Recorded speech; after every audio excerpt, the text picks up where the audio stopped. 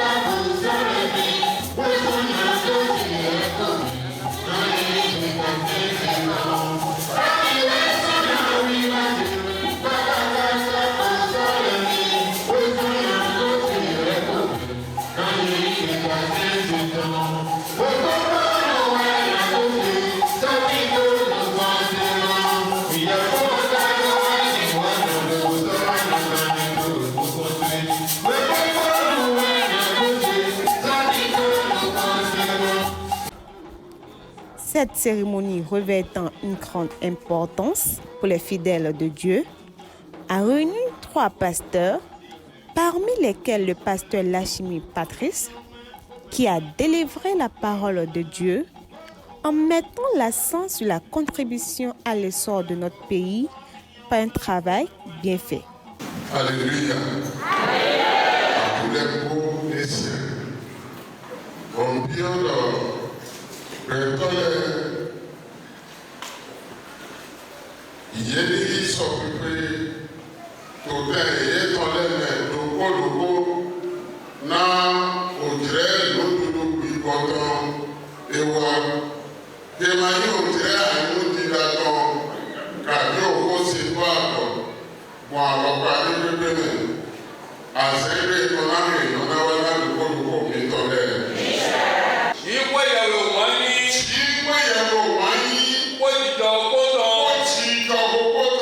Na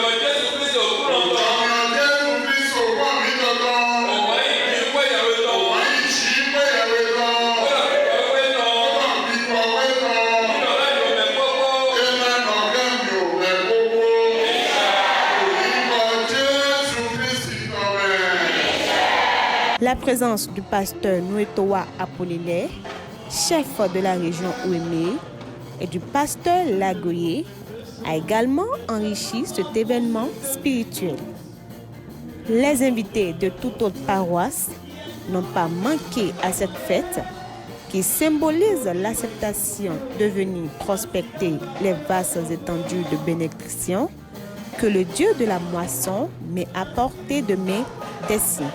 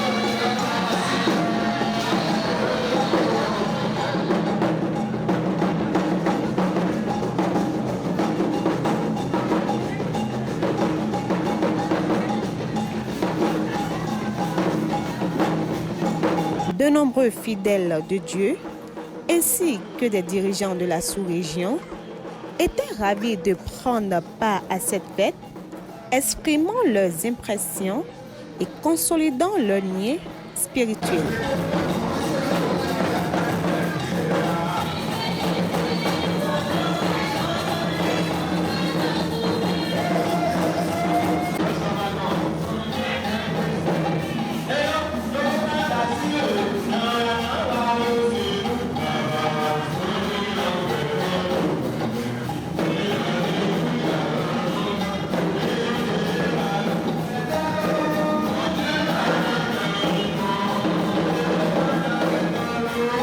Ils ont manifesté leur joie à travers des animations et des louanges, témoignant de leur engagement et de leur enthousiasme. Ma prédication s'est basée en 3 parties. Parce que Dieu tire notre attention sur le fait de ne pas rester et respecter la voie de Dieu, les commandements de Dieu. C'est ce que nous avons prêché en première partie. Et en deuxième partie, ceux-là qui travaillent, ceux-là qui écoutent la parole de l'Éternel, les commandements de Dieu et qui le respectent, ils ont beaucoup de bénédictions. Et en troisième partie, les gens doivent s'occuper de leur travail. Faute de quoi, il y a des mensonges. Les gens ne font que mentir un peu partout. Ils passent de maison en maison pour pouvoir commander et demander à d'autres de l'argent. Et par là, pour d'autres femmes qui s'attachent à ne pas travailler, qu'est-ce qu'ils font? Par là, elles commettent l'adultère. Ce que Dieu a exclusivement défendu, qu'on ne doit jamais commettre l'adultère. On ne doit jamais commettre l'impudicité. C'est là qu'il faut que chacun attire son attention et savoir qu'il est bon de travailler. Qu'en travaillant, on a beaucoup de richesses. Mais le fait de rester sans travail, on n'est que des hommes frivoles.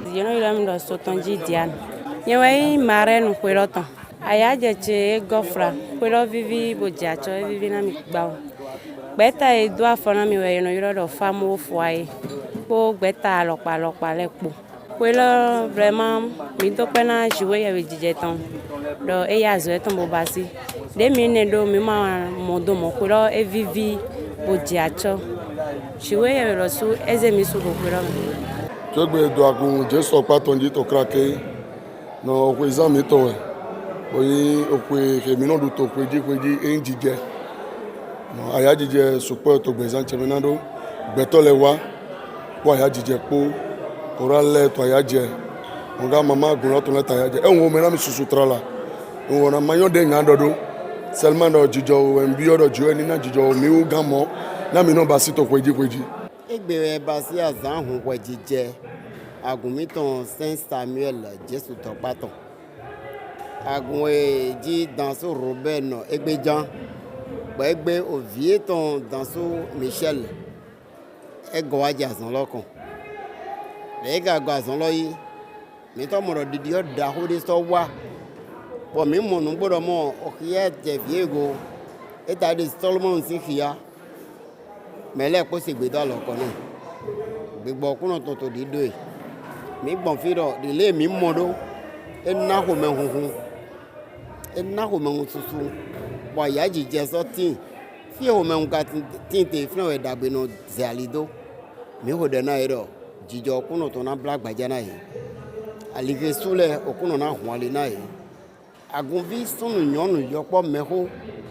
Ke do nu jodo nu wa lo me. Ye mana ton gbagba gbede. Mi wa agunmeton irodo Saint Samuel Jesu Topaton di. Na azan dije ruwe azan egbe ton. Ke yin azan tonto osun atonto. O mi do wa. Bí mi ka wá ìgbà lọ́jí náà tó pọ́n náà ẹ̀dùn yìí ló pẹ̀tọ́ rẹ̀ Jésù àsánsọ́ tó yìí mi dọ̀ndó àgùnfí súnú yọ̀nù pẹ̀bí kó dà ó pọ̀ mi dọ̀ndó ìdánmọ́lá ní kújẹ́dọ̀ àsánsjí pé yẹ̀wò tán kó sọ dọ̀ndó àgùnà kó dọ̀ndó révérend pasteur mi tán kó passer fonction lẹ̀ kó pátápátá mi dọ̀ndó yìí dọ̀ síwá ṣọ̀pàtàn náà nọ̀ọ́ yẹ ọ̀nà àgọ́ náà yẹ kó dọ̀ndó àgùnfí súnú yọ̀nù agun meton Saint Samuel Jesu Topaton et na dona de propos. Ici c'est suprême évangéliste Dansou Tianon Michel, chargé de la paroisse Saint Samuel Jesu Topakrake Goglotoa. Nous sommes en train de célébrer le 31e anniversaire de la fête des moissons de l'année 2024. D'abord, c'est une fête qui a été très belle, où les gens étaient venus de part et d'autre. Pourquoi? Parce que l'organisation a commencé très tôt, depuis déjà après la fête de fin d'année, nous avons déjà commencé l'organisation. C'est pour cela que vous allez constater qu'aujourd'hui, nous avons connu l'arrivée de 3 pasteurs. Le pasteur Lachimi, le pasteur Lagoé et le pasteur Nouetoa. Et également la caisse principale, c'est-à-dire Mathieu Lagoye. Donc eux tous étaient présents ici pour célébrer la fête avec nous. Nous sommes très contents de leur arrivée. Et ce que nous allons souhaiter d'abord que la bénédiction de cette fête jaillit dans toutes les maisons et que chacun des fidèles de cette paroisse soit béni et que leur activité prospère davantage. Et merci beaucoup et que Dieu nous garde pour les années à venir.